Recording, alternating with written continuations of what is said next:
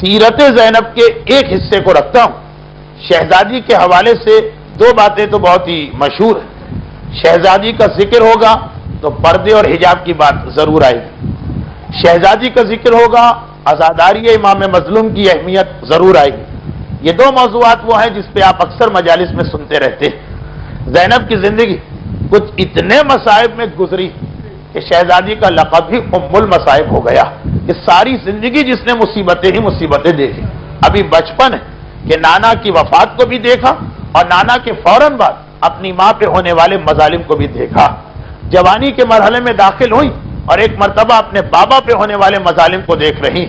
ضعیفی کا مرحلہ آیا تو میدان کربلا کا ایک ایسا کردار بن گئی زینب کہ رہتی دنیا تک کربلا زندہ ہوئی زینب کی وجہ سے. اتنے سارے مصائب کے لقب ام المصائب قرار پایا. لیکن ان تمام مصائب کے درمیان زینب اپنی سیرت کا ایک اہم ترین پیغام ہم تک پہنچایا. اور جو میرا عام طریقہ کار درس میں رہتا کہ درس کا جو اپنا ایک مخصوص مزاج ہے اس کو اور شب کی مناسبت کو ذہن میں رکھتے ہوئے بات آگے کی جاتی. وہ جو سیرت زینب کا ان مصائب کے درمیان زینب نے اپنی سیرت کا جو ایک اہم ترین پیغام پہنچایا وہ یہی کہ جتنے بھی مصائب اور جتنی بھی مصیبتوں کا سامنا کرنا پڑا ان تمام مصیبتوں کے درمیان فریضہ تبلیغ، فریضہ امر بالمعروف، معاشرے کو آگاہ کرنا حقائق دین سے، یہ کبھی زینب کبریٰ کے طرز عمل اور سنت سے جدا نہیں ہوا. رو رہی تب بھی فریضہ تبلیغ جاری، قیدی بنی تب بھی فریضہ تبلیغ جاری، درباروں اور بازاروں میں خطبے دے رہی تب بھی فریضہ تبلیغ جاری ہے. اور ان تمام کے ساتھ جب شہزادی تھی علی کے زمانے میں تب بھی فریضہ تبلیغ جاری. اپنی دیگر تمام دنیاوی پریشانیوں کے درمیان زینب نے یہ مسئلہ بتایا. زینب کبریٰ کی ذات ایک نمونہ بن کے آتی ہے کہ جس نے ساری زندگی زینب کی دیکھ لی.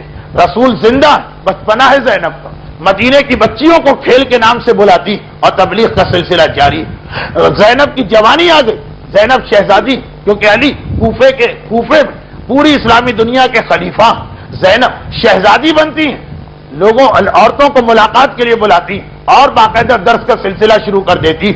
زینب کی ضعیفی آ گئی، اب زینب قیدی بنی، اب زینب کے ہاتھ گردن سے بندھے، اب زینب کو بے محمل و بے اماری کے اونٹ پہ بٹھا کے لے جایا جا رہا. مگر بازار میں جائیں تو، دربار میں جائیں تو ہر جگہ تبلیغ کا سلسلہ جاری، ہر جگہ خطبات دینے کا سلسلہ جاری. حتیٰ یہ کہ سیرت زینب کا آخری حصہ جس کے بارے میں روایتیں مختلف، لیکن ایک روایت جو بہت کم پڑھی جاتی علماء نے لکھی، جناب زینب کی قبر کہاں؟ شام کے شہر دمشق میں سیدہ زینبیہ کے نام سے ایک عالیشان روضہ، قاہرہ مصر کے شہر قاہرہ میں زینبیہ کے نام سے ایک روضہ، اور مدینہ کی جنت البقیع میں بھی ایک قبر کو کہا جاتا ہے کہ زینب کی قبر. یہ 3-4 جگہ قبر کیوں آ گئی، کیسے آ گئی؟ اس لیے کہ یہ پتہ نہیں چل سکا کہ جناب زینب کا انتقال کہاں ہوا. اور یہ کیوں پتہ نہ چل سکا؟ وہ اس لیے کہ سید سجاد اور زینب نے تقسیم کار کر لی. سید سجاد امامت کے فرائض انجام دینا مدینے کو مرکز بنایا اور زینب کو تبلیغ دین اور حسین کا پیغام پہنچانا. چنانچہ زینب یہ مناسب سمجھا کہ شہر جائے، دیہات، گاؤں، اسلامی دنیا کے غیر معروف جگہ زینب نے مدینے میں حسین کی صف ازا بچھائی. کچھ عرصہ گزرا، انقلاب کے آثار نظر آئے. گورنر نے حاکم کو خط لکھا. حاکم یہ تو دیکھ چکا کہ زینب کو قید کرنے کا نتیجہ کہ نام میں یزید داخل دشنام ہو گیا، قید تو نہیں کیا جا سکتا، کہا ان کو مدینے سے جلا وطن کر دو. مکے آ گئی، مکے یہاں صف ازا بچھا کے بیٹھی، حسین کا تذکرہ شروع کیا. 6 مہینے سال یہاں تبلیغ کی، لوگوں کو حالات معلوم ہے، انقلاب آنے لگے، کہا انہیں طائف بھجوا دو. اب ہوتا یہ ایک تو یہ کہ شہزادی خود ایک سفر اپنا مقرر کرے کہ 1-1 سال یہاں رہنا، حکومت کے کان کھڑے ہو جائے، حکومت چوکنا ہو جائے. یہ کیا ہو رہا؟ اور ایک طریقہ یہ کہ حکومت کے ہاتھوں سے تبلیغ کا سلسلہ ہو رہا. وہ یہ سمجھ رہی کہ ہم 1-1 شہر میں زینب کو جلا وطن کر کے بھیج رہے ہیں، زینب سفر سے گھبرا جائیں گی، زینب غربت سے پریشان ہو جائیں گی. مگر یہ تو زینب کا مقصد ہے. جیسے اس ظالم حکومتوں میں سید سجاد نے صحیفہ کاملہ کی دعاؤں کے ذریعے تبلیغ کی، زینب نے جلا وطنی کا حکم جو حکومت جاری کرتی ہے اس کی مدد سے تبلیغ کی.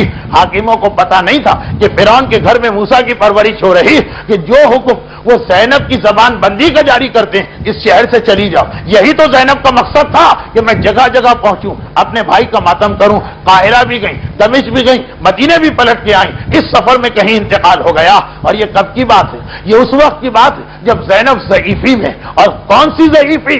عام ضعیفی نہیں.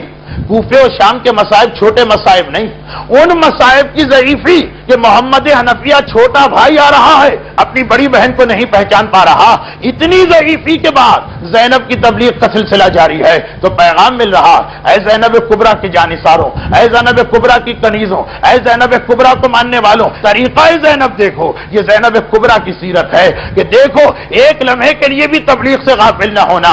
شہزادی بن کے بھی زینب نے تبلیغ کی, قیدی بن کے بھی زینب نے تبلیغ کی, مصائب سے پہلے بھی زینب نے تبلیغ کی. وہ مصائب کہ فاطمہ کی طرح سے زینب بھی اگر یہ کہیں کہ اتنے مصائب پڑے کہ دن راتوں میں بدل جاتے, اس کمزوری کے بعد بھی تبلیغ کا سلسلہ جاری رہا. یہ زینب کی زندگی کا اہم ترین پیغام ہے. رحمتک یا ارحم الراحمین وصلی اللہ علی محمد وآلہ الطاہرین.